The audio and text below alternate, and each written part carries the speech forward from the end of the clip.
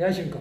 오늘은 히브리서 2장 11절에 13절의 말씀으로 구원의 창시자 세 번째라는 제목으로 하나님의 말씀을 나누고자 합니다.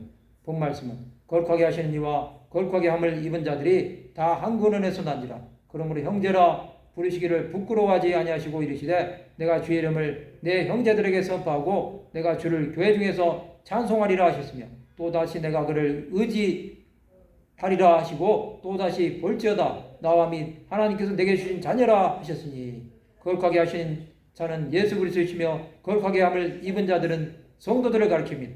다 하나에서 났다는 말은 예수 그리스도의 인생이 우리와 같다는 뜻입니다. 그러므로 부활하신 예수 그리스도께서는 제자들 형제라고 부르셨습니다. 예수께서는 믿는 성도들을 형제라고 부르십니다. 우리는 하나님을 믿는 자녀로 하나님의 독생자 되신 그리스도를 따라 하나님의 양자가 된 것입니다. 그러므로 우리는 하나님을 아빠, 아버지라고 부를 수 있는 것입니다.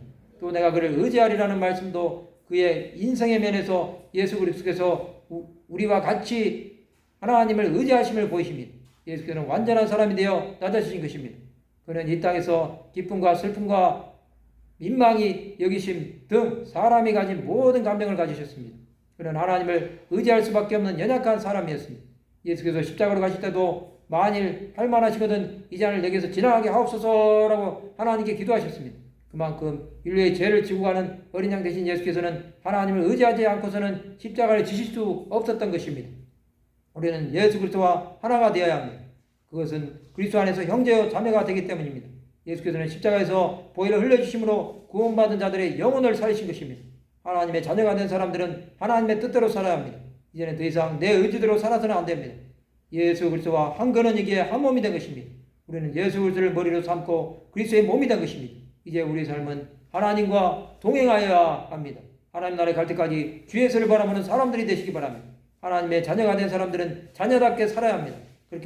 그렇게 살면 하나님 나라를 유업으로 받는 것입니다. 하나님의 택함받은 사람들은 주의 설을 찬송하는 자들이 되어야 합니다. 예수께서는 성도들의 찬양을 받으시기에 합당하신 분이십니다. 하나님의 자녀로서의 삶은 하나님의 영광을 위해 살아야 합니다. 하나님의 자녀는 세상에서 당하는 박해가 하나님께로 가까이 가는 길임을 기억해야 합니다. 예수 그리스도의 형제로 살아가는 사람들은 세상에서 고난이 와도 인내함으로 구원을 이루어 가야 합니다. 이 길 같은 수많은 믿음의 선제들을 기억하는 사람들이 되시기 바랍니다.